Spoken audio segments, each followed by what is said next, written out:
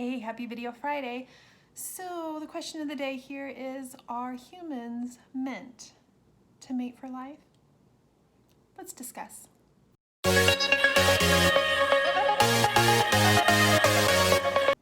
Okay, so I have a book coming out in November, and this is not out of love. This is my last book of the year that will be marketed as a holiday book just because the bulk of the story happens during the holidays, so let's get into the holiday season with the book. But after the holidays, it will easily be read and not necessarily feel like a holiday book.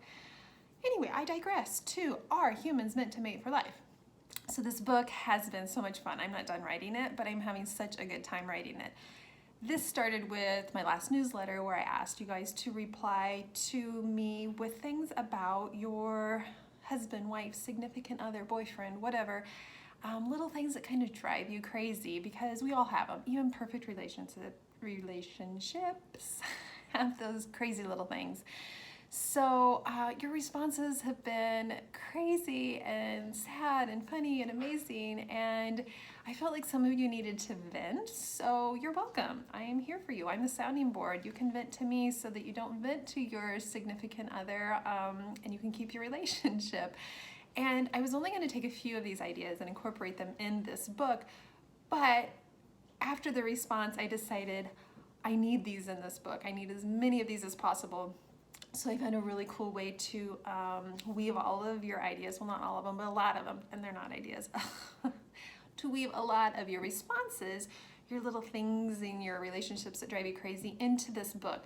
So I think when you read this that you're going to really connect to it, sometimes on a very personal level, but even if not all of it is on a personal level, you'll still just connect to it, because this is going to feel like a collaborative effort to put this together, and it should feel relatable. So I think most people are going to either super duper love it, or the small percent that could hate this book, but I love writing it. So there's a woman in her 40s, and imagine that, I'm loving this writing women in their 40s thing.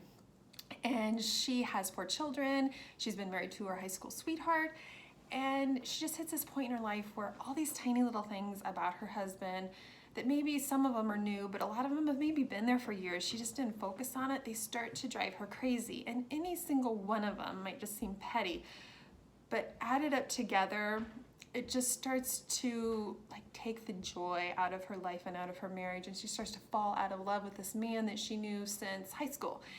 And so this starts basically with her marriage ending, and there are so many moments in this book where these women come together, and she's worried about feeling judged, and she's very guilted by herself as to why her marriage ended. And she ends up finding out that everybody from women at her church to women who come into this store that she's taken ownership of, they relate to her. Maybe not everything is the same thing. It's kind of like you guys responding to me, not everybody responding with the same things, but the point is we all have these things. And this isn't, I don't want this book to seem sexist, I'm just writing it from more of this female point of view. But yes, men have things about their wives, girlfriends, significant others, whatever, that drive them crazy.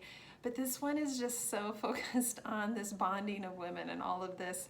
I've been a mother, I've been the glue holding this family together, I've given of myself, and now I want something more, and I want this romance, and how did I end up with this man who farts all the time and burps and does these things? It's no longer sexy. So I'm not done with this book, but I've had so much fun writing it. So I want to thank you guys for being part of this collaboration with me, and I can't wait for you to read it. So then let's go back to the, are humans meant to mate for life? So also what's been fun with this book is she does end up meeting this younger man in this book, and the story is a little bit of a enemies to lovers relationship. And he is not somebody who has this traditional belief on love and relationships and romance. And he's like this amazing guy, but just doesn't hold any of these traditional beliefs. And she doesn't know what to do with this, because clearly she married her high school sweetheart, has been married for 20-some years, has 4 children, she's done all of that. And he opens up her mind a little bit as to like, are humans meant to mate for life? Are we meant to be monogamous?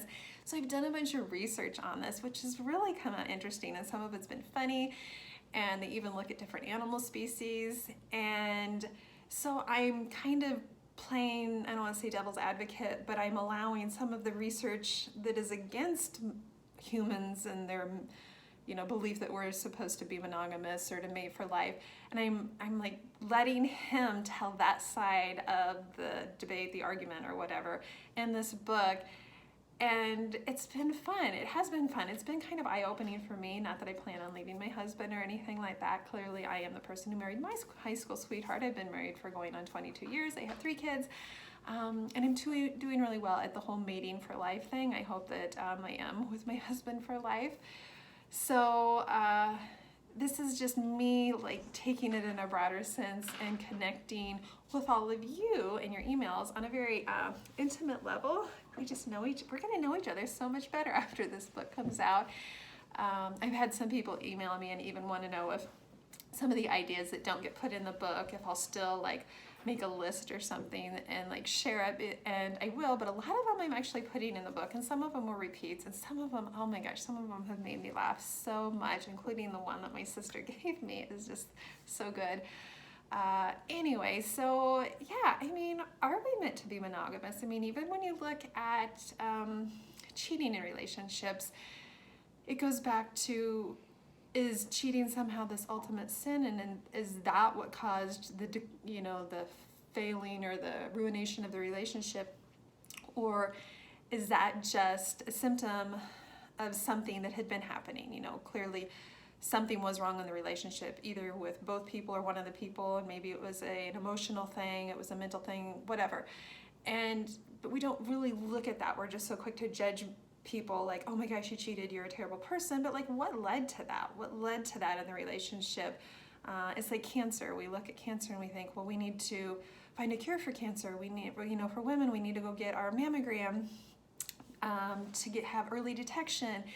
And when are we going to start talking, this is so Scarlet Stone of me, when are we going to start talking about what is causing cancer? Like, isn't the true cure for something the prevention of it, and early detection isn't really prevention of it. Like, what is causing this cancer to begin with? Well, to me, this cheating in a relationship is kind of a cancer of a relationship.